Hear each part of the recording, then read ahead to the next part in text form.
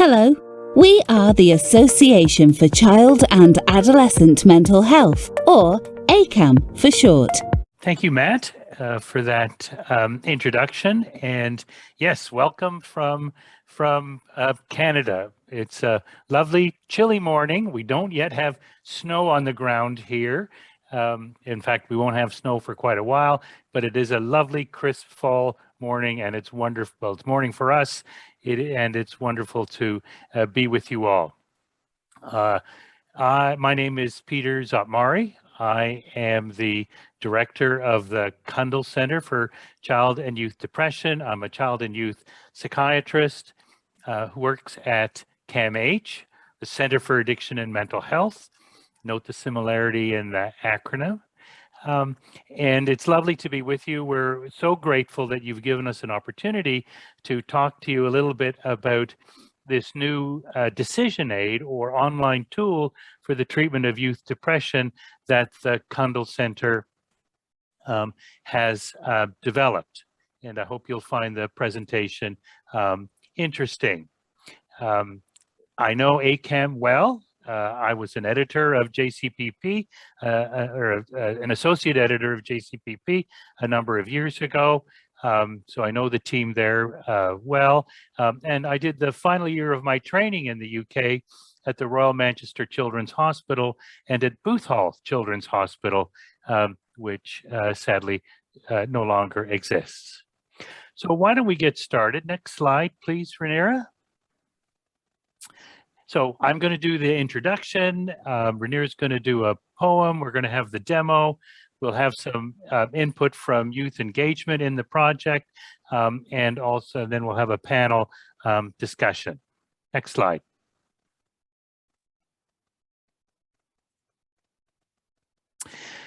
Just a word about child and youth depression. I don't need to convince you of this, but I think you'll all agree that child and youth depression is indeed a public health challenge.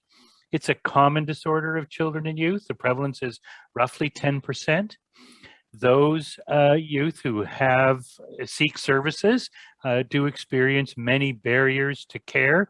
That's true in Canada. I'm sure it's true in the United Kingdom as well. The response to treatment is not good enough. It's only around 40%. And even worse is the fact that many children and youth drop out of treatment before the treatment has been completed. Roughly 50% will go on to another more severe episode, which then recurs over time. And then we'll have a significant long-term impact on the ability to finish school, have an occupation, and then there are a number of adult mental health problems and challenges that will occur as a consequence. And perhaps one of the most disheartening facts is really that I don't think there have been significant advances in treatments over the last 40 years or so. Next slide. So the Cundill Centre, which is the result of a philanthropic gift, was established at the Centre for Addiction and Mental Health, CAMH in Toronto, a number of years ago. And our focus is on developing best practices for the screening, prevention, and treatment of child and youth depression. We aspire to have a global impact on research and care and knowledge exchange. And that's why this opportunity to do this webinar with you folks is such a welcome activity for us, because it allows us to develop international partnerships. We already have a number of partnerships in the UK, at Cambridge and elsewhere, and I'm hoping that today's event will lead to new ones. We want to keep in touch with you if you have interest in some of the work that we're doing. Next slide. A big part of the work of the Cundill Centre is knowledge translation and exchange. Knowledge translation exchange is a dynamic and iterative process that includes the synthesis, dissemination, and exchange of ethically sound, evidence-based knowledge to improve the health of Canadians and elsewhere. This comes from a document developed by the Canadian Institutes of Health Research. And there is a well-known finding that it takes about 17 years for knowledge to translate from the journals or from its discovery into having an impact on clinical care. And one of the objectives of the Cundill Centre is to shorten that gap considerably, and we're trying to do that with the development of these online tools and other clinical tools from our toolbox. So with that introduction, I'll hand it over to Rhaenyra to continue on. Thank you. Thanks, Peter. Hi, everyone. My name is Rhaenyra Narandis, and I am the Knowledge Translation Specialist at the Cundill Centre. Whoops. Before I go on, I want to take the time to acknowledge everyone who has contributed to this tool. So we have a team at the Cundill Centre, which provided a lot of the clinical advice on the tool, but we also had a team from what we call the Provincial System Support Program at CAMH. We had a web developer, and we also received support from the Youth Engagement Initiative, which is supported by the Margaret and Wallace McCain Centre for Child, Youth and Family Mental Health and the Child, Youth and Emerging Adult Program at CAMH. Now what I'm going to do is summarize our entire project in about 3.5 minutes in a poem. Some of you may have already seen the video. Now it does go a little bit quickly, so if you have any questions about our development process or any other questions, please feel free to ask us a little bit later in the webinar. How many adolescents in Canada do you know? Put 25 in a room and almost 2 at some point will show major depressive disorder. And when this happens, we've got to treat it pretty soon. But the problem is there's this giant waiting room and the kids are not getting in. Tap, tap, tap. Do you hear that drumming on the door of primary care? It's knuckles knocking on wood, wishing there's hope in there. It's the kids, it's youth, it's parents, it's all of us coming to that first door, hoping it's enough. But it isn't always. Some family doctors will tell you they really don't feel prepared to manage mental health concerns. So they refer to higher levels of care, to pediatricians, to psychiatrists, you know, the ones whose appointments can be a little more rare. And all this results in that wait for mental health care. Look at our study of Ontario. Services differ depending where kids go. And don't ask me if all these services are evidence-based because, well, I'd have to say no, but we could say yes if we find evidence-based practices to treat and assess, if we build primary care capacity to do their best. This was our quest: build a brief interactive online tool for primary care providers from east to west, outline evidence-based practices for youth depression that are the best. Step 1, systematic review. Look at all the clinical practice guidelines out there, rate the quality, compare, choose the best one, read over 200 pages, then step 2, strip it bare, make a skeleton, develop a decision aid, work with clinicians to contextualize for primary care. Step 3, make the tool. You'll need 1 instructional designer, 1 web developer, 3 youth advisors, your subject matter experts, and me, a knowledge broker. And that's it, you're prepared. It was actually a bit more complicated than that, but click, click, click. Can you hear the sound of a mouse navigating our online tool? 4 sections, 20 minutes, and you'll be through. You'll start with the overview, learn basic depression facts if this is something new. If not, that's cool. Jump to assessment review, watch our simulation video, and check out assessment tools. And then the biggest part of it all, the treatment pathways, the reason we've been called. Click on mild, click on moderate, severe. There are 2 pathways with pop-up boxes to make everything clear. And finally, our resources, practical tools we've made with youth and clinicians by joining forces. Clap, clap, clap. Can you hear how excited we are about this tool? Do you wonder how you can access it? Are you feeling fueled? Go to our website, or drop us a line. The tool is free and it's just in time because tap, tap, tap. I can hear the drumming on the door of primary care, the knuckles knocking on wood, wishing there's hope in there. The kids, the youth, the parents, all of us coming to that first door. I hope one day it's enough.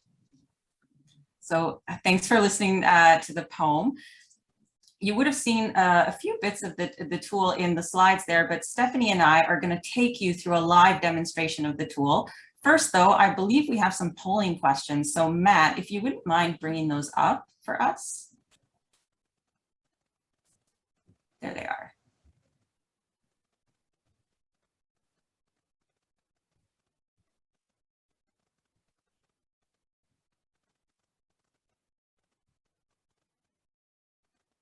I'm not sure, Matt, if it automatically closes the question or if you want me to cue you when to move to the next one. No, it's fine. We've just got a few more people. Give you the last 3 or 4 seconds, and then I'll move on to the next one. Do you want me to move on to the next one immediately? No. Okay. Okay, I'll shut the poll and I'll show you the results. Okay, great. We won't go through the answers now. We'll do it at the end of our demonstrations.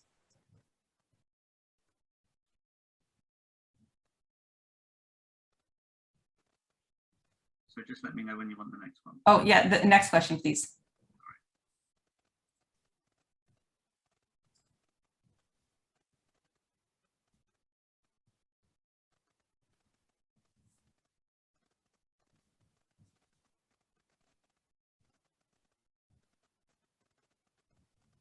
So just while you're filling this in, just to remind you, you can use the chat to network with each other, also to ask questions to the panel, and obviously the Q&As are there for that facility as well.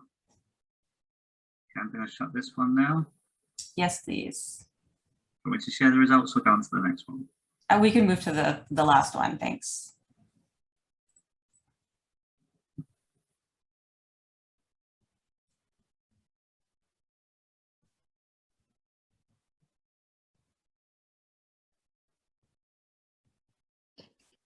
Actually, sorry, Matt, if you could share, I know that the second one's already gone, but if you could share the results for the third one too, that would be great.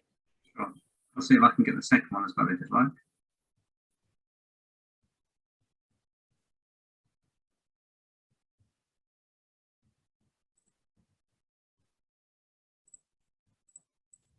This is the second one.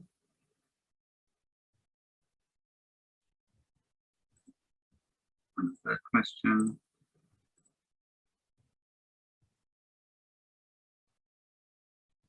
Okay, great. Thanks, Matt, for popping those up for us. We will go through the answers at the end of our live demonstration. But now let's start. So Stephanie, you are the Associate Director of the Cundill Centre most of the time, correct? That's correct, yep. And now you are not for the next 10 or 15 minutes. Please tell everybody who you are now. So this morning I'm going to be playing the role of a family doctor.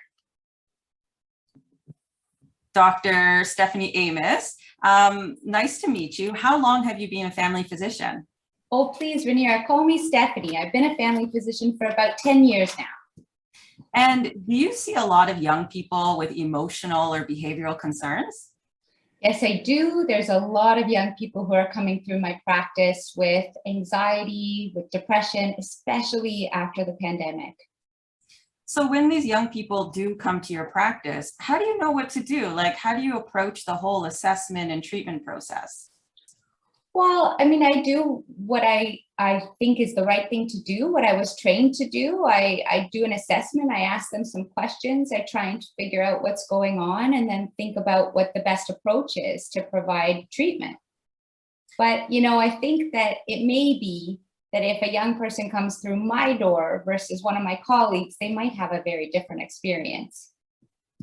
Would it be helpful, do you think, to have a guideline that was based on evidence and something that was easy to share so you could show it to your colleagues and that maybe they could follow a similar approach?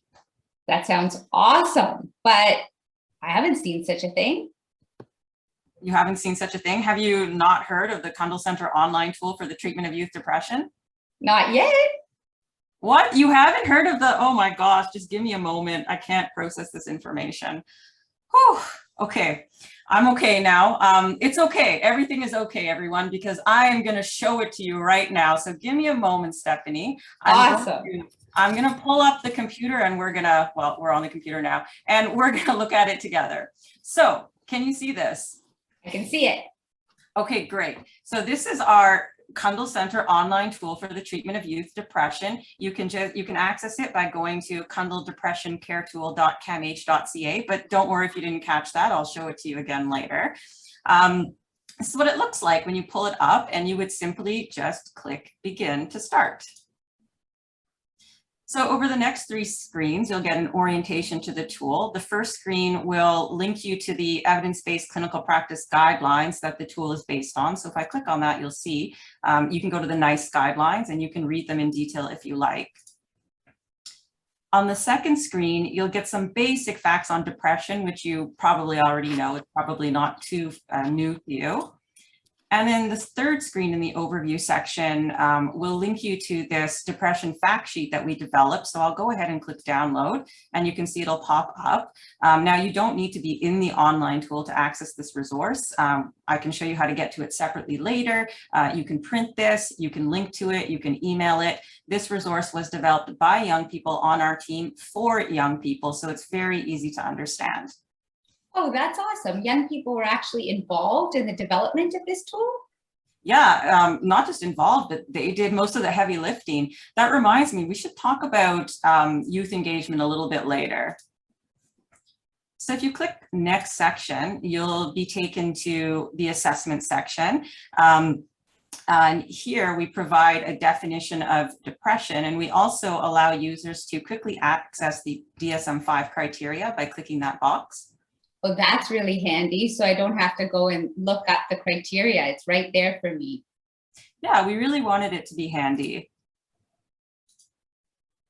And on the next screen, we have this simulation video that we developed. In this video, you'll see a young person in an appointment with their primary care provider, and the primary care provider is trying to assess, whoa, hold on a second. Am I seeing double? Or is that your twin or your doppelganger or something? That's really strange. That person looks a lot like me, and they seem to be in the same place that I am right now. I'm really frightened. Why don't we skip this? Because we actually have a youth advisor who's going to tell us all about the video. So let's just click next and move on. Keep going. Okay, good. In this section, we have more tips for assessing depressed youth. So it's important to assess the young person's social network. Also important to work with young people to ask them, what are their personal treatment goals? What outcomes do they want to see at the end of their treatment? Oh, and I see there you have some information about when to refer on to mental health specialty services. That's really helpful. Great. We're glad it's helpful. In the next session, we have we have assessment pearls. This one, we talk about how to set up a comfortable environment for young people. On the second screen, we outline why depression in teens might be missed. And in the final screen, in the Pearl section, we have tips on how to assess for complexity and risk. So very important to ask about alcohol and drug use, as well as any experience with being bullied or abused. Also important to assess safety because of the risk of self-harm and suicide. Now we have a section on assessment tools. Do you use any assessment tools in your practice? Yeah, I do, but I use different ones. I'm not sure which is the best. Well, we've got a couple of examples here. When you do use the assessment tools, do you use them to help you monitor changes in how a young person is doing? I'm not sure what you mean. Well, if you repeat the same questionnaire over the course of treatment, it can help you track whether symptoms are changing, in addition to using your intuition as a clinician, of course. You might be able to spot changes earlier and then make changes to treatment if they're needed. This is what we call measurement-based care. I'll show you what I mean when we go through the treatment pathways. We're actually almost at the pathways. I'm wondering, Stephanie, do you have a young person in your care who we could maybe test this out on? Sure. I actually just saw a young person the other day. They're 16. They're having a lot of difficulty with low mood, some irritability, having a lot of trouble staying, keeping up with school, paying attention, not really engaging with their friends too much. Oh, sorry to hear this person isn't doing well. On this screen, you'll be able to see definitions to help you determine whether their depression is mild, moderate, or severe. It sounds like things are pretty severe, so I'll click on that box. Yeah, for sure. This young person has a number of symptoms that are substantially in excess of what you would need to make a diagnosis of depression. So I think severe makes sense. Okay, great. So now that we know that, let's move on to the treatment section. We've got two treatment pathways here, one for mild depression and one for moderate severe depression. As you know, a young person present differently, and so there are different recommendations for different types of presentations. Since Charlotte likely has severe depression, let's look at the moderate severe pathway. We would suggest referring this young person to a youth mental health specialist, but we know that the wait list can be long. Would you say that's the case in your practice? Yeah, it'll take about 6 months to actually get my young clients to be seen by a mental health specialist. Yeah, that's a long time. We would still want to start the young person on treatment right away while they're waiting. And since the depression is moderate severe, we know from the evidence that starting on medication and treatment would be the best. At the same time, it's important to talk to the young person about lifestyle factors like diet, exercise, and sleep. This is something that we recommend for all young people. Let me show you this section before we move on to medication and psychotherapy. So if you click on this, you'll be able to see evidence-based recommendations for exercise, for sleep, for diet, some information on anti-bullying strategies, and we also link to some resources that we've developed for young people and with young people to help educate them on these strategies as well.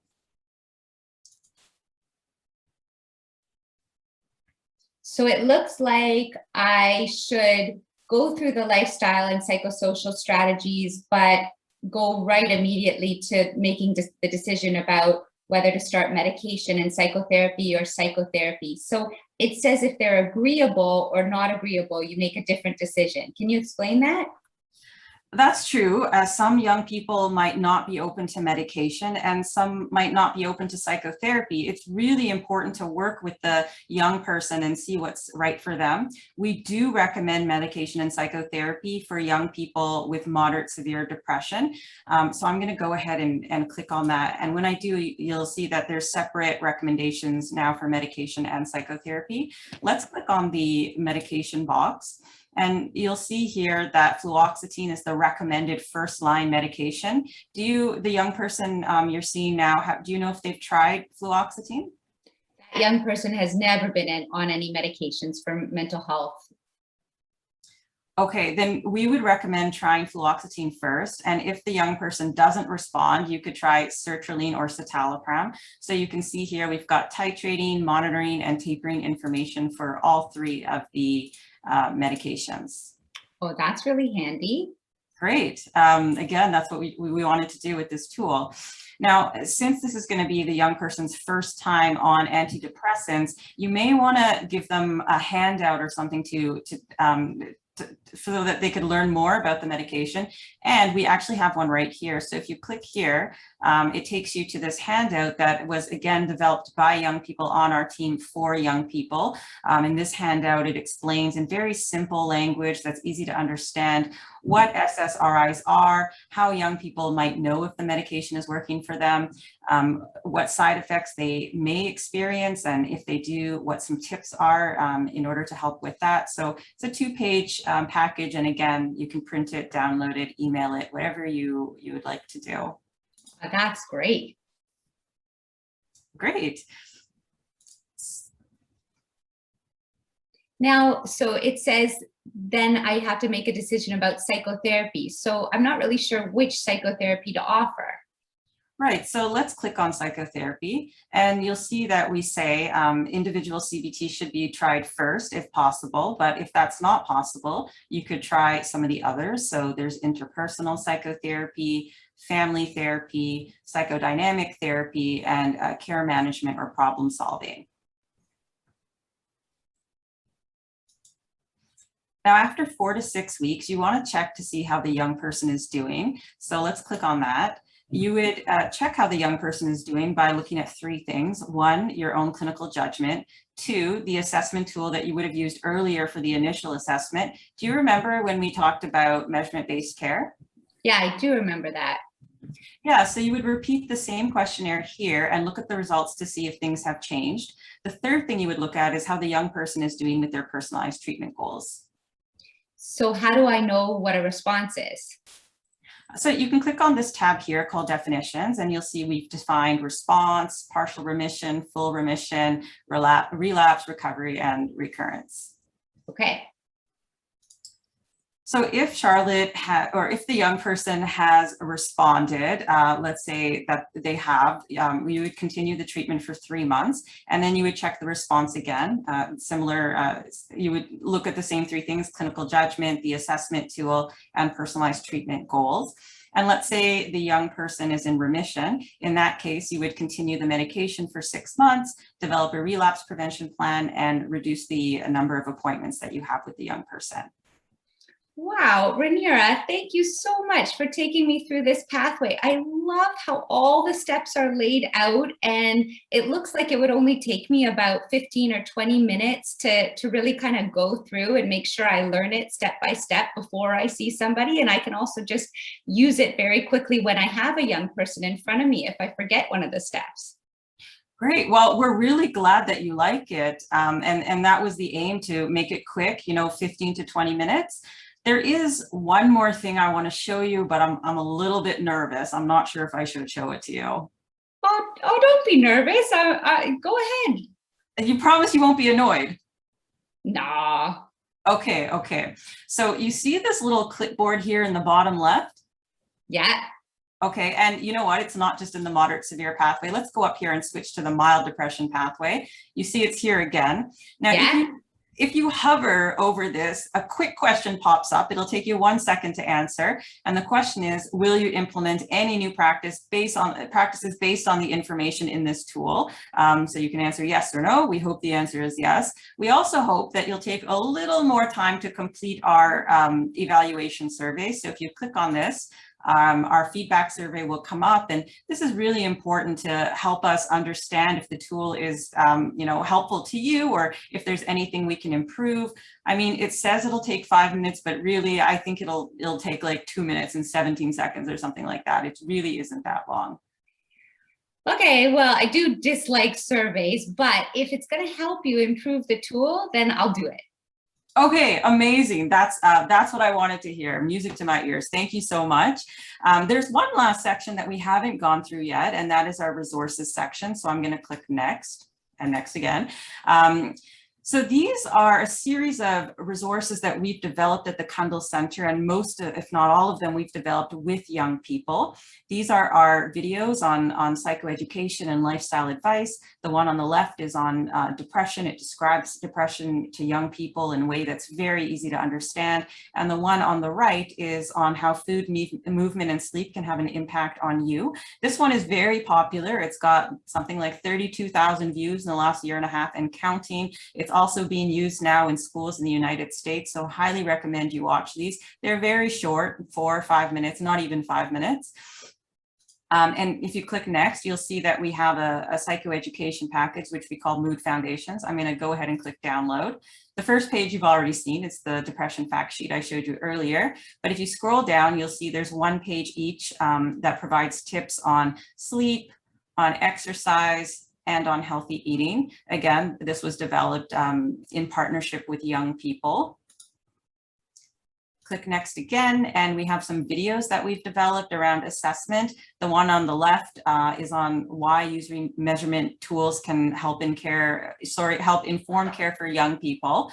We talk about measurement-based care in this video. The one on the right is on a specific measurement tool called the Revised Children's Anxiety and Depression Scale. Both of these are very short, about 2 or 3 minutes. And then if you click next, we've got a quick guide for the ARCADS, the same assessment scale I just mentioned. I'll click download so you can take a look. This is about 5 pages, and it just provides a little bit more information on the ARCADS tool for someone who's not familiar with it, and a little bit more information than what's contained in the video as well. And here we just link again to some more of the recommended assessment tools. Then we come to our treatment section. Here you'll see the medication handout again. Here we have a problem-solving video for young people, developed by young people, that explains what problem-solving is and how it could be an important ingredient in tackling depression. Here we have some worksheets on problem-solving and on cognitive restructuring. I'll just show you this one. It's about 3 pages, again, developed by young people.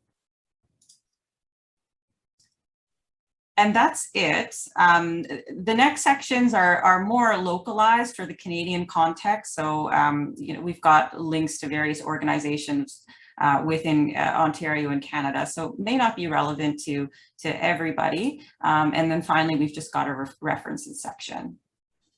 So that's it. That's wonderful. Like if I said some information about some of those crisis supports in other local areas, would you potentially include them in the tool? Yeah, of course. We're always open to including information that could be useful. So please send us an email and let us know. Oh, that would be great, because this whole package is so amazing. It will allow me to, take the guesswork out of my work and just follow step by step to make sure that I'm following the best evidence for my youth with depression. Great. I'm so pleased to hear that. And thanks for giving me your time and allowing me to show you the tool. All right. All right. So thanks everyone for listening to Stephanie and I. That is the end of our live demonstration. What we want to do next is revisit some of those polling questions, and there's a new question in there as well. So Matt, if we could pull those up again, that would be great. Sure. Is this the correct one? Yeah. Yeah, that's the correct one. Thanks. Cool. I'm sure everyone will agree that was a fantastic session there. It was really engaging and interactive. Please show your love on the chat for that. Really good to have something that's interesting and not boringly dry. So well done, both of you. Okay, I'm just going to close this one now. Would you like me to share it straight away? Yes, please. Okay. There we go. Great, very great to see. Stephanie's actually going to take us through the answers as we go, so I'm going to pass it over to Stephanie to walk us through from here. So Matt, would you bring up the result from the first question? Sure. So the question is, all youth with depression should be offered antidepressant medication treatment. And so most of the polling answers indicate false, which is the correct answer. So as you saw when we went through, there are differences. And if you go through the tool, you'll see that for mild depression, there are a different set of recommendations compared to moderate severe. And for mild depression, the starting point is actually to start with psychosocial and lifestyle interventions, and then quickly to offer psychotherapy if those interventions are not helpful in terms of reducing symptoms. But for the moderate to severe, that's where we start with medication. And the reason is because the evidence shows that different approaches are suitable and helpful for different types of presentations. And we want to start with the least invasive types of interventions if that's effective for reducing symptoms of depression. So Matt, second question, please. So the question is, there is no specific medication recommended as first line for the treatment of youth depression. And 60% said that's true, 40% said that's false. So if you look at some of the reviews, systematic reviews and meta-analyses to look at effect sizes of the different antidepressant medications, there are some subtle differences. And that's why the first line medication choice that has been recommended by the NICE guidelines and what we show in our pathway is fluoxetine, Prozac. And then there are two others that we recommend as second line if that first line medication is not helpful. So this third question, please, Matt. Finally, the psychotherapy options recommended for youth with mild depression and youth with moderate severe depression are the same. So 40% said that's true and 60% said that's false. So it's actually false. If you look through our depression pathway, you'll see that the mild psychotherapy suggestions are slightly different than the moderate to severe. The mild tend to use digital or group-based psychotherapeutic options to help a larger number of people who have milder depression, and to reserve more intense services that would be one-on-one psychotherapy options for those folks who have moderate to severe presentations. Okay, Rhaenyra, I'm going to pass it back to you. Okay, thanks, Stephanie. I want to bring up these links again, and I think Shanique is with us. Shanique is our social media and event support. I think she's put some of these links in, but just so you have them again, the direct link to the tool is there. We also have all of the other resources that I showed you are available separately, so you don't need to be in the online tool to access them. We actually just yesterday added a cognitive behavioral therapy manual, so you might be interested in that CBT manual. It's meant for adolescents with depression. And and that we worked on with young people on our team as well. So that was published yesterday. It's up on our website. And if you have any questions, if you want to leave comments, or if you want to sign up to hear about our latest tools or events, then send us an email. We may not know a lot of you. I think this is our first time, or mine at least, presenting with this audience. So we'd really love if you wanted to connect with us. Feel free. You don't even need to say anything. You can just send us an email and say, sign me up, or whatever you want to say. That would be great. Now I want to introduce our panelists. We've got two. We've got Melanie Asselin, who's a youth advisor and has done such an amazing job working on this project with us. Melanie is going to talk about youth engagement. And then after Melanie, we have Dr. Karen Euler, who is a family doctor with the Georgian Bay Family Health Team in Collingwood, Ontario. And Dr. Euler and her team have also been involved in a really exciting implementation project where we've all together with other partners have taken the basic guidelines in the online tool and have worked on contextualizing them and implementing them in a different setting. So Dr. Euler will tell you more about that when we get to her portion. First up, we have Melanie, and Melanie is going to talk to us about how we engage young people in this project. Before Melanie, I just wanted to reiterate that a lot of the tools that are in, a lot of the resources that are in the online tool have been developed with young people by young people. Okay, so we can begin and talk a little bit about youth engagement and why that was important. So of course, youth are important members of the process when it comes to learning how to manage their own depression and their own symptoms. So working closely with clinicians to discuss the options that work best for them is an incredibly important part of the process. So with this tool, myself and a few other young people worked with the team here to develop various aspects of the tool and also share our input when it was all finished. So while this, hold on one second. Yeah, so in looking to get feedback from youth, we brought the tool to our youth advisory group, but also we did have 3 young people and a youth engagement coordinator who reviewed the tool initially. We looked at the whole tool together, and then we also looked specifically to a video that was included within the tool.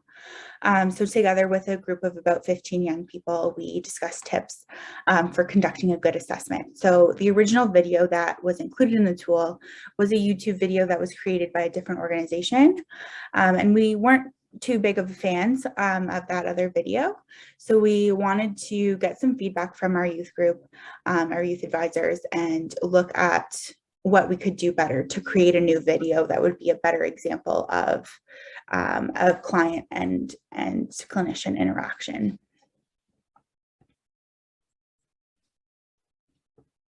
So for our original assessment video, there were a few things that people didn't necessarily like. So in this original video, again, which was not created by us, the clinician was not very empathetic. They had other sort of criticisms that they brought up as well, the youth group. So it often felt like that clinician was reading from a list of a checklist and just asking questions sort of in order without building a lot of rapport with the young person. There was nothing really done to make the young person feel warm and welcome in the setting. And there could have definitely been a lot more empathetic statements there. Yeah, so as a youth group, as a youth advisory group, we discussed that we wouldn't necessarily feel comfortable if a clinician was approaching us in that way. It was more cold, more structured, a bit too formal in terms of what we would initially look for in our own treatment for depression per se.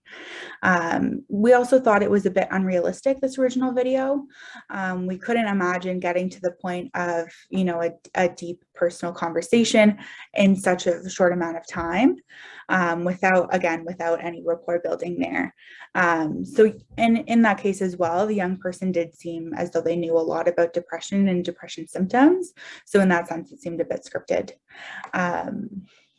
Yeah, so there was also a lack of mentioning confidentiality at the beginning of that video.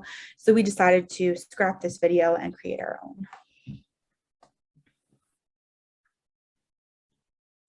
So here I was acting as a younger person in this video with Dr. Stephanie Amos, and we created a new video.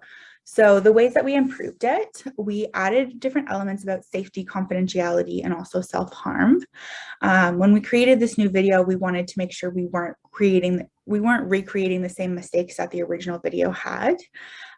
It was important for us to have a good example of both client etiquette and proper language during interactions with youth who were coming in to talk about depression. Of course, we know that it can be a difficult situation, especially if it's your first time coming in to talk to a clinician about what you're going through. And we wanted to make sure that it was both realistic and also a comfortable environment for the young person and the clinician to talk about future options.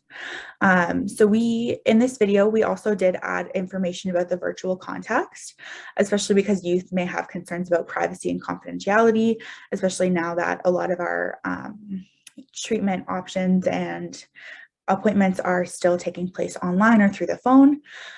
So we also talked about suicide and self-harm from there. We had more open-ended questions, and it felt like a more natural and empathetic conversation as opposed to listing off options from a checklist. So we do have a quick clip of that video. I'm not sure if right now was when we wanted to play that. It is right now. Okay, awesome. Let me switch over. And if it doesn't sound right or if it's glitchy, just let me know and I will stop it. We're going to play it around, I think it was 2:15 or so.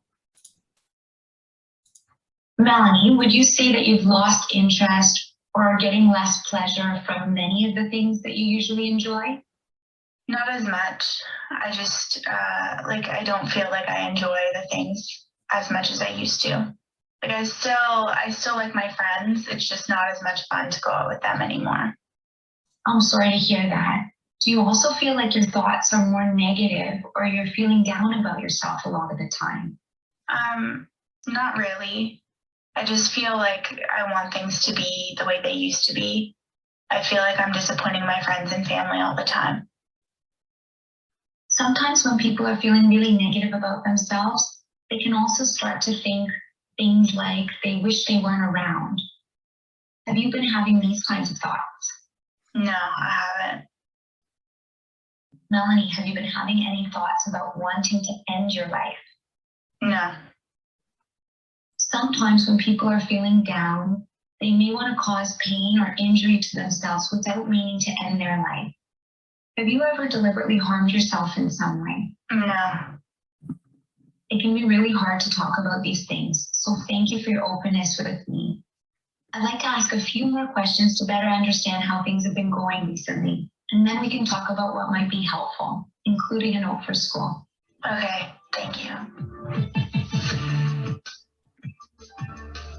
Dr. Amos continues the assessment, asking additional questions. So I'm going to stop the video there. And I think, Stephanie, you're going to take over from here with the rest of our panel. Sure. Thanks, Rhaenyra. So, Melanie, I'd love to start with you.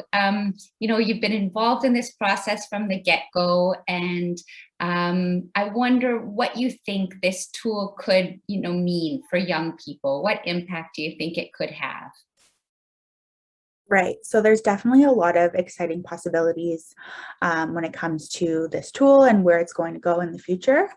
I can speak especially to a personal experience as a young person as well. I was around 12 or 13. I experienced depression symptoms. I was living in a really small town at the time. And when I went to go see my primary care provider, there was definitely a lack of confidence when it came to those first steps and figuring out where to go and what to do, because of course seeing a specialist or a psychiatrist even would take a long time. There would be a long wait time for that appointment. So in the meantime, while I was waiting for that appointment, which was going on 7-8 months for the wait list, there was no treatment that was offered to me. So that was definitely a big struggle. So now, flash forward a couple of years, I am, currently a master's social work student and working on this tool as well. It definitely provides me with a bit of hope when it comes to educating clinicians and helping clinicians feel a bit more confident when approaching children and young people with facing depression. Of course, it's a very difficult situation for young people to be going through. So to have a clinician who feels confident and ready to offer them various solutions, of course, is the best possible route. Wow, that is really useful information. I mean, that's, I think, really why we decided to embark on this endeavor, to make sure that we could reach a lot of people and try and enhance capacity amongst primary care physicians so that they feel comfortable to start something, so that you don't have to wait for those, rare appointments with mental health specialists. Thank you for sharing that, Melanie. I'm going to pivot to you, Dr. Euler. Thank you for joining us today. And I wonder, based on what Melanie just shared with us as well, there's a question in the chat as to, how do we help primary care physicians feel confident to start treatment right away so that they don't have to wait for those rare appointments? There's actually a question in the chat about needing to have a culture shift, that a lot of primary care physicians maybe don't feel comfortable starting medications on their own, and they wait for mental health specialists because of that discomfort. Do you think we need a culture shift, and what advice do you have in terms of how do we get family docs to start? Yeah, we definitely need a culture shift. As we said earlier, COVID has increased the amount of youth presenting specifically with anxiety, but also with depression. And I think family doctors are often jack of all trades, master of none. And what can change that is having the tools and the education right at your fingertips. So if it's right there at the time that the person's in front of you, you know where to go to do a really good assessment, and you have all the tools right there, it makes the visit less stressful for you as the clinician, but also really helpful for the person in front of you. Thank you so much. And so I'm going to ask you the same question that I asked Melanie, which is what impact do you think this tool has across the board? If we can get folks around the world to use it, what do you think could be the impact? The impact will be huge. We need to help people at the time that they're asking for help, and we can't have a 6-month wait to see a specialist. We need to help the youth right away when they present with help. And I would say even just the information about sleep, diet, exercise, the impact of them having good evidence-based lifestyle, things they can implement immediately, is going to be huge. Thank you so much for that. And now, Dr. Euler, are you going to share with us a bit of your experience in terms of translating our tool into your practice for your family health team? Take it away, Sure. Please. Yeah. So I'm a family doctor in a rural setting. My day kind of goes like this. I check on my computer in the morning to see if I have any hospital patients. I rush over to the hospital. I admit my patients. I drive, half an hour out to my office. And then I see patients every 15 minutes until 5 p.m. So when you have a youth that's booked for a 15-minute appointment and they're presenting with depression or anxiety, your immediate thought is like, I'm going to be an hour behind. This is a disaster for my day. But I don't feel that way anymore, because we as a team developed a pathway that I can just pull right up into the chart. And I'd like to share that with everybody. So I'm going to just share my screen. Hopefully this works out. Let me just try that. Is that working? Yeah. Okay, great. So what I'm showing you right now is an algorithm that I can pull up into the patient's chart, and I can start doing the assessment. This assessment takes about 15 to 20 minutes. So if you have a 15-minute appointment, you can absolutely do this and get the child and youth on the right path. I'll just show you some of the features of the tool.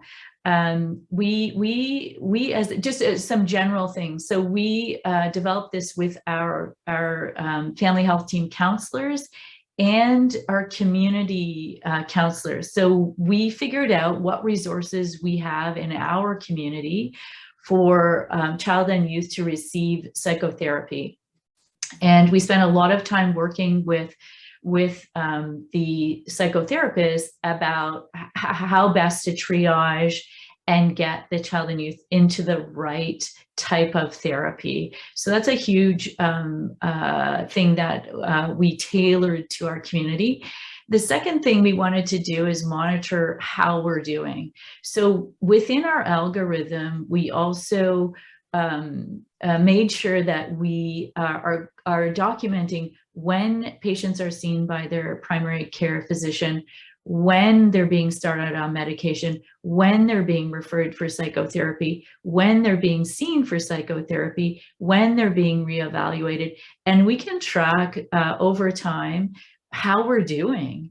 I think these tools are not useful unless you reevaluate how they're being used and whether you're having success. So I'll show you a couple of features of it.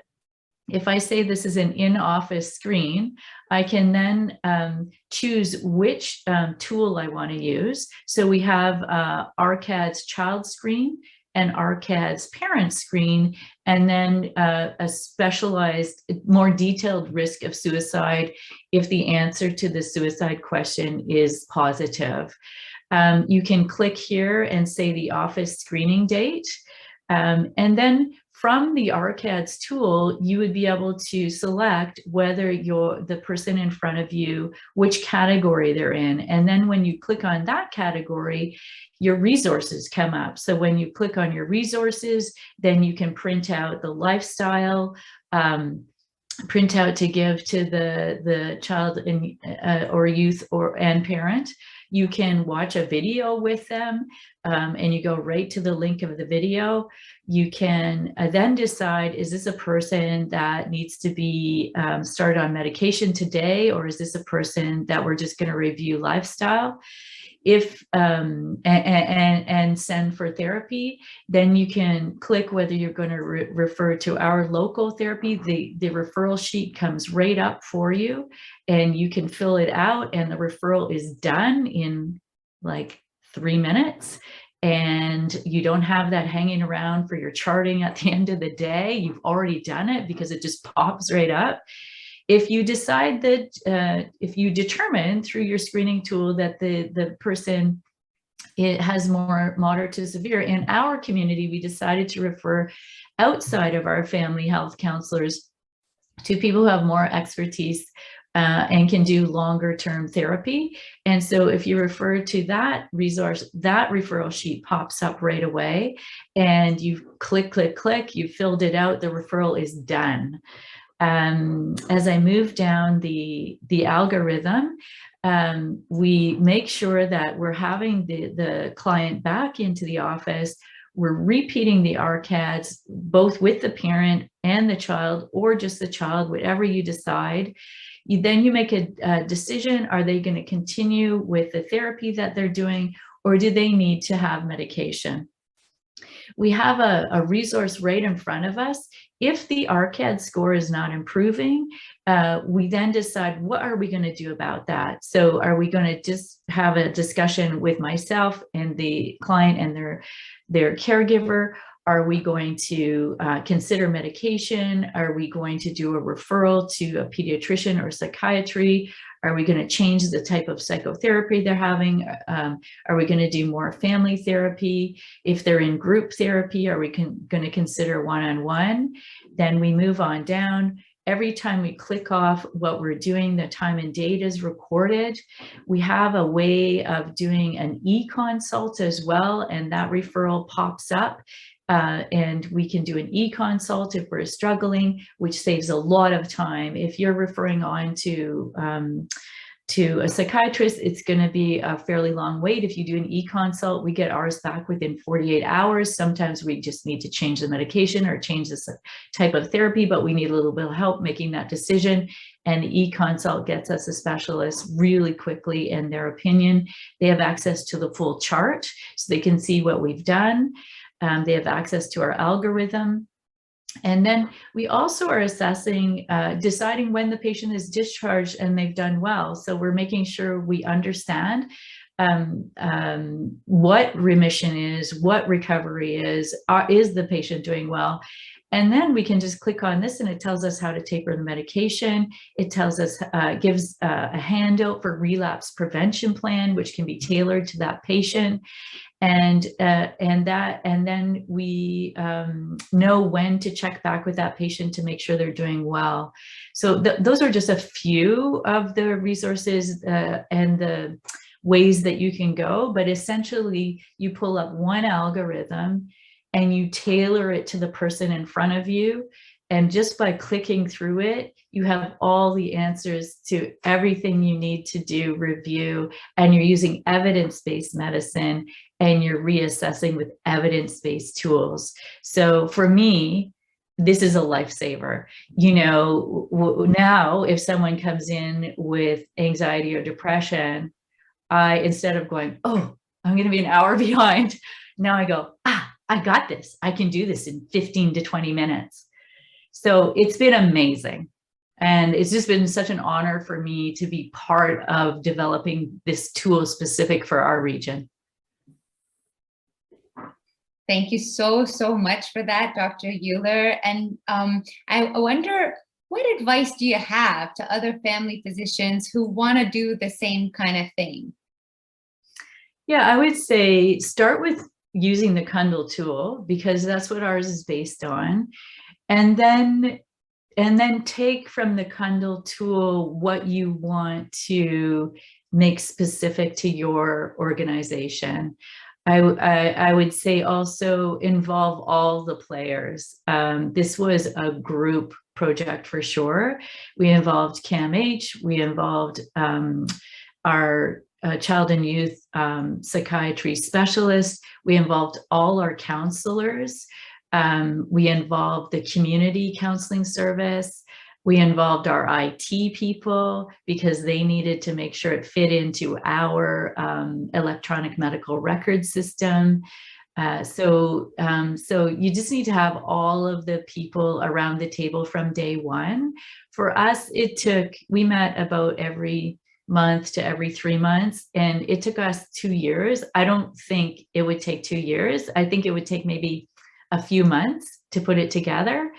And because all the basic working parts are there now, and the Cundill's tool is up and online and 100% available. So you can just tailor it from that. All the evidence-based guidelines are there.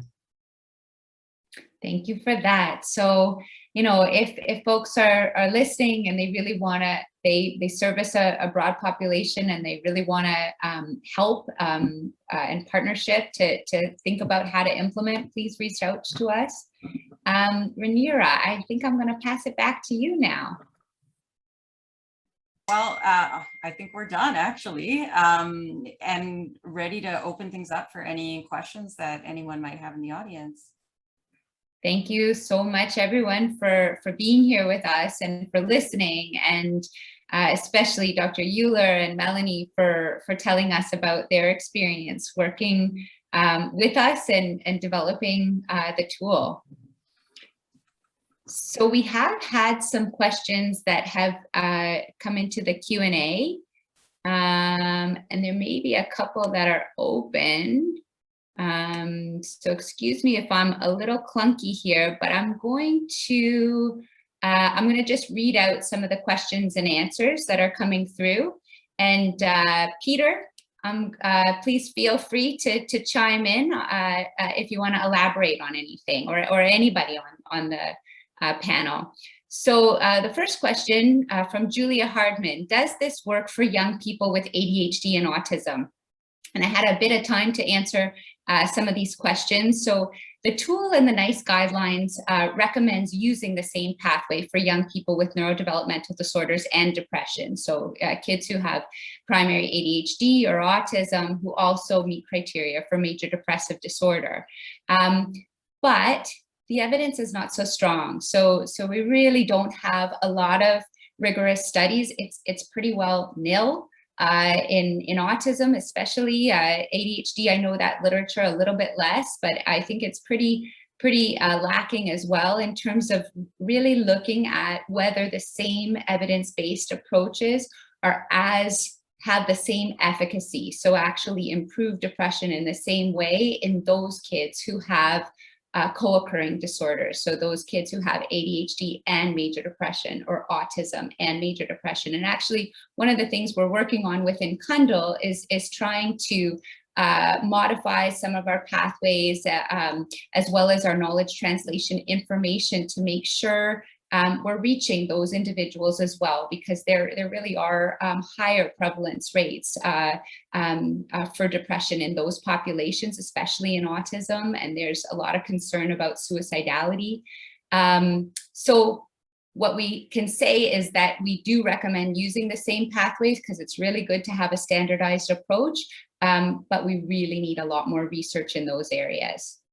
You want to chime in, Peter? I think you're muted, Peter. Or I can't quite hear you. There you are.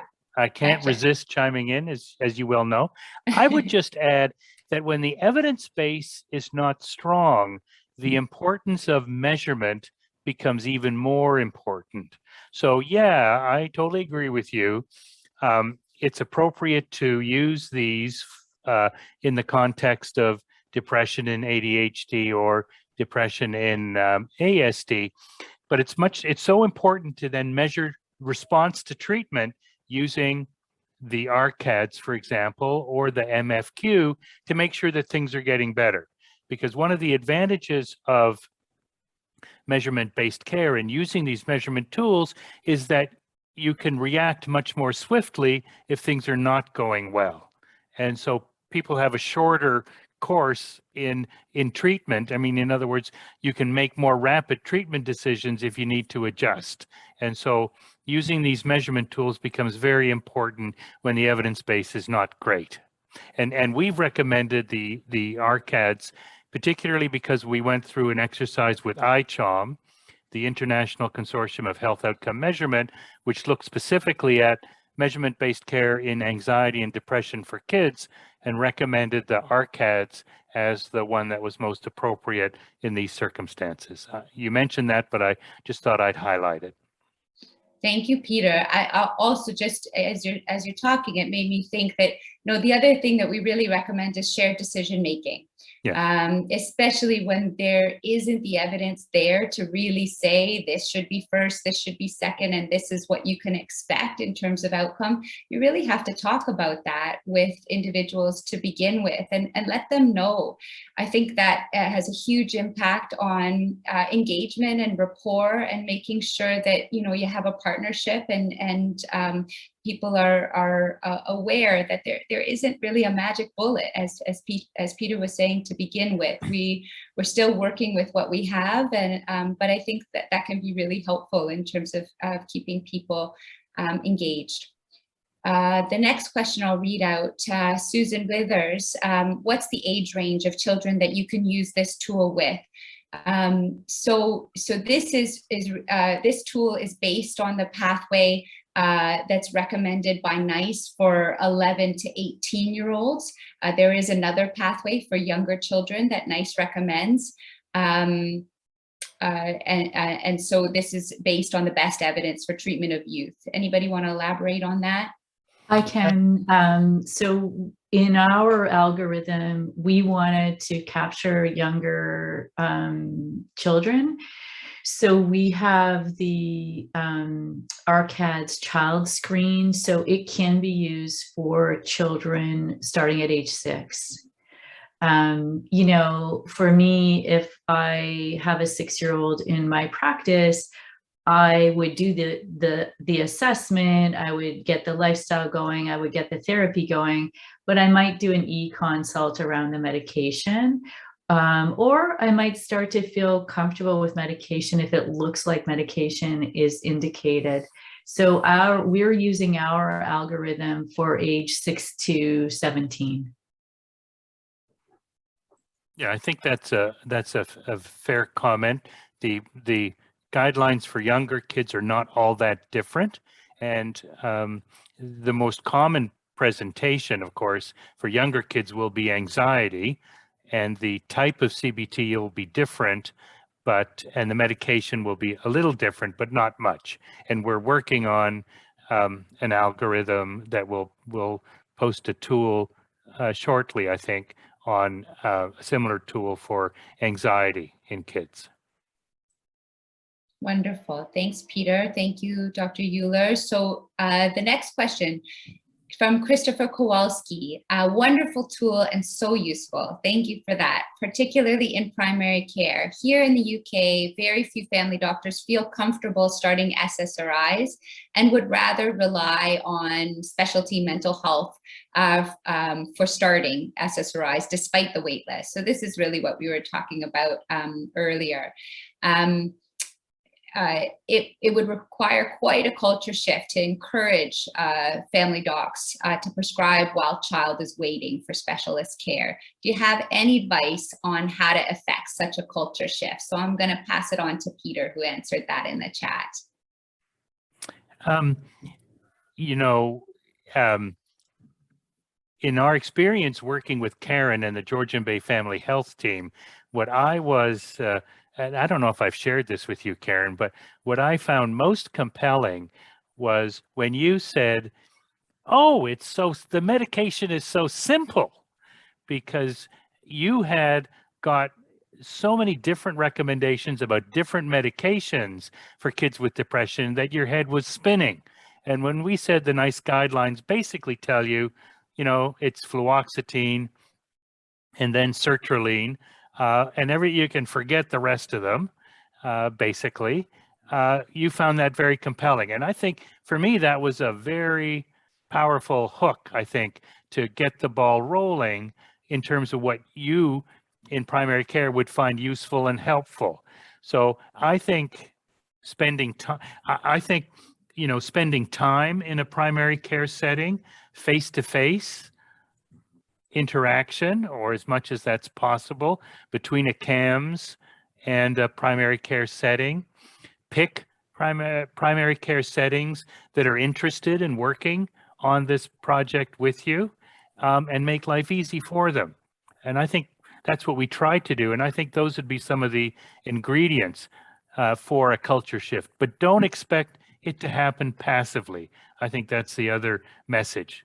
Culture shifts won't happen passively unless you're actively involved in making it happen at the ground level.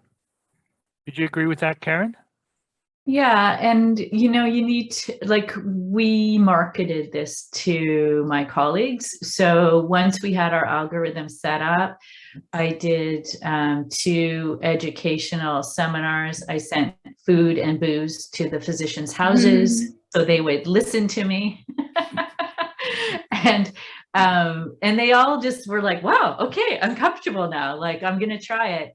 And the dosing was there. So that's the other thing. You're like, oh, which drug do I use? Okay, there's only 2. Great. Okay, then, oh, this is just a little person. Like, oh, I don't know about the dosing. You just click and it's right there. And then, you know, this has been well thought out by someone else and you're not going to make a mistake. We also made it automatically populate into our prescription pad so that you can't mess it up. You know, like you hit, I'm going to do sertraline, and then it goes into our prescription pad with the right dose and the right amount. That's the other issue that family doctors are like, oh, but I don't want too much in the home. I don't know, you know, it's all set up. You click, click, click, and it's done. And you know, someone else did that who's got more bandwidth for this stuff than you do in the moment. So making it easy, showing them that it's evidence-based guidelines, and allowing them to make it idiot proof, I guess, is really what we did. We made it idiot proof so that you don't even question your knowledge about it. It's just all there. And then you got to sell it. Well, and I think another key ingredient is having a champion on the inside. Sure. And you played the role of that champion, which I think made all the difference, because it gave the tool credibility with your colleagues. And so that made it easier. And then I think the other thing I'll have to say is your electronic medical record system is so flexible. It's fantastic. I'm not sure a lot of other primary care settings, and I'd be interested, our colleagues in the UK, what's the electronic medical record system like in primary care? Because that was an essential part of implementation as well, from what you've described. The other thing I will add to this is that a lot of our tools are designed to empower youth, right? So we've worked with youth to provide information.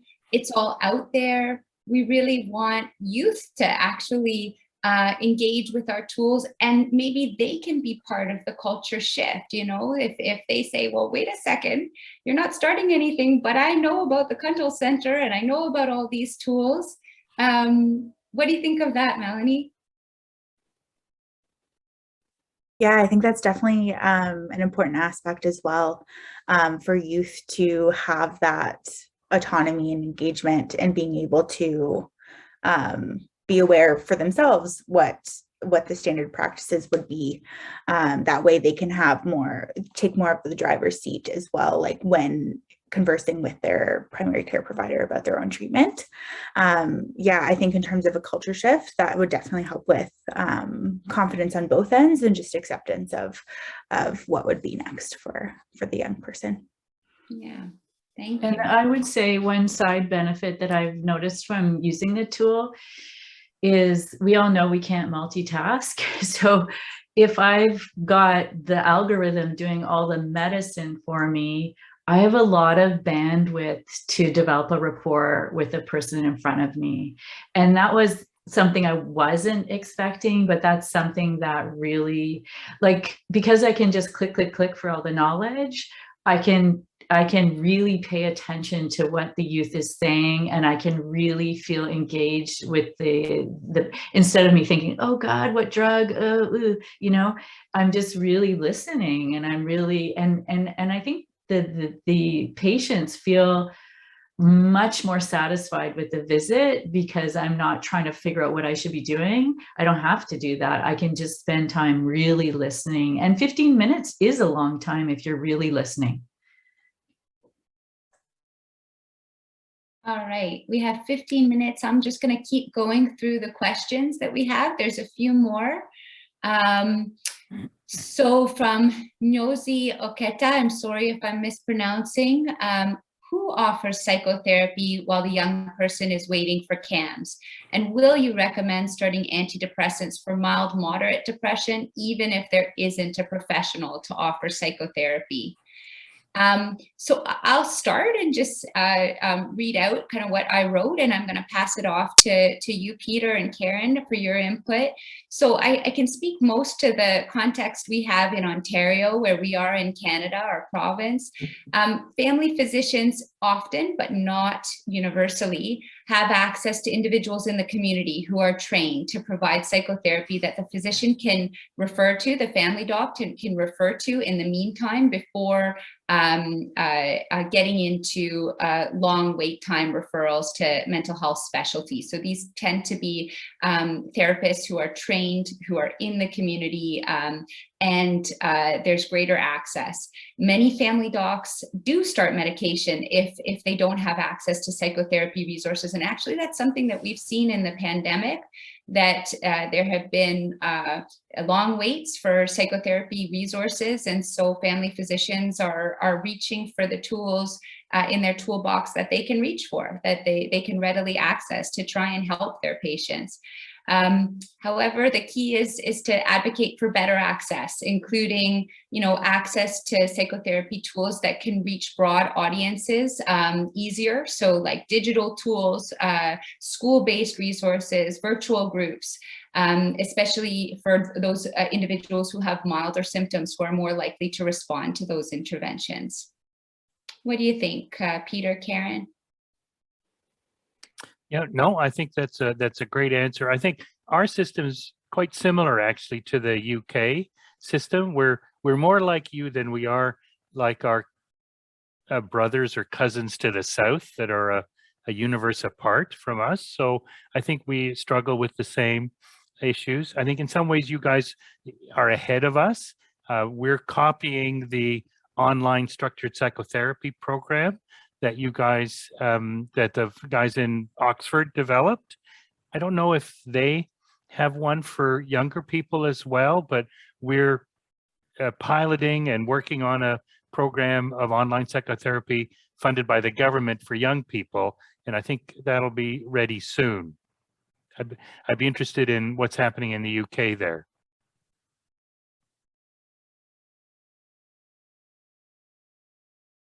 Yeah, I don't really have anything to add. Because this tool has given me actually the courage to start medication, even as I refer someone for psychotherapy. I mean, sometimes I really find that if the medication has already started working, the psychotherapy is a lot more helpful to the client. So sometimes I even say, it's okay if it's a month wait before you start your therapy. I think let's give the medicine a chance to work. So you're sleeping, you're concentrating, you're able to do your psychotherapy homework. So I've had a really good experience with having the courage to just go ahead and start medication, and with good results. Okay, thank you. So I'm going to switch. There's a few questions that are open. I think we've talked about the other question from Christopher Kowalski. So many children have comorbid anxiety with depression. Do you think the presence of a mixed picture would make a big difference in how clinicians should use the tool? I can comment on that. Yeah, so we specifically designed our algorithm for both because we know they overlap. And so the ARCADS helps sort out how much it's a screening tool for both anxiety and depression. And that was, your question is exactly what our question was when we were doing our algorithms. Like, you can't just do depression with youth. You got to screen for both. So the ARCAD screens for both, and it may categorize the client into one or the other, but the treatments are similar. And so the medications aren't that different. And you're screening for both. So, and they overlap hugely. We try to, and Peter could maybe add to this, we try to sort of say whether it's anxiety or depression, because each has different nuances and the type of therapy might be different. But at the end of the day, medication and psychotherapy work for both of them. So, we are very aware of that. And that's exactly why we chose the ARCADS as our screening tool, because it screens for both. Yeah, and I'll just add, Karen, that these measurement tools are screening tools. They don't replace clinical judgment. So you may get a score, of 60 for anxiety and 50 for depression, and the ARCADS will say, well, the anxiety score is higher, but your clinical judgment will allow you to sort of take a history. How is this unfolded over time? Which started first? Are we missing some symptoms for some reason or another? There's measurement error. So the tool is a tool, but clinical judgment is most important for you to decide whether you go along the anxiety pathway or the depression pathway. And I'll just say the CBT, the type of CBT is slightly different. There's one CBT for anxiety and a modification for depression. sertraline would be the first choice of medication for anxiety, the second choice of medication for depression. So those are slight nuances, but worth keeping in mind. And we are planning to launch a tool that's specifically focused on anxiety, so give us a little bit of time with that. And I think, you know, based on the questions that are coming up, it may make sense to make a little modification to our tool to add a little bit of information for the family doc, considering the comorbidity of anxiety and depression, and also maybe to address the neurodevelopmental disorder question that we had earlier. Rhaenyra, I think I saw a post in the chat. Did you want to pass it off to somebody who had their hand up? Are we able to do that? Oh, I'm not sure, Matt, if people are able to unmute themselves from the audience, but I can see that Alex Conway has his hand up. Is that possible, Matt, to... Alex, if you want to speak, is that okay? I'll see if I can do that for us. Oh, I see that the hand is down now. I don't know if... There's Alex. Sorry, my hand wasn't meant to be out. Oh. Okay, but you did have, I see you had a point that you wanted to make in the chat or in the Q&A to UK GPs, that in your local area, Trust CCG could set up triggers on the GP software like EMIS that sends the GP a pop-up telling them what to do if they note depression on young person's health record. Wow, so there could be a very fast access point to a lot of GPs, it sounds like, based on Alex's comment. So another question as we maybe just round out, if there's a couple more, just one more maybe. Can the tool be used with young people engaging in substance misuse who may also be presenting with mental health issues? So I can start. I can pass it off to you, Peter. I mean, what we tend to do at CAMH is we try and treat co-occurring disorders in parallel. So we try and engage individuals who have substance misuse in treatment for their substance misuse at the same time that we would treat their depression or another co-occurring disorder, so that they're not sort of waiting one after the other, but that there's an integrated approach that really considers kind of the whole person and the different aspects that go into what their mental health presentation is.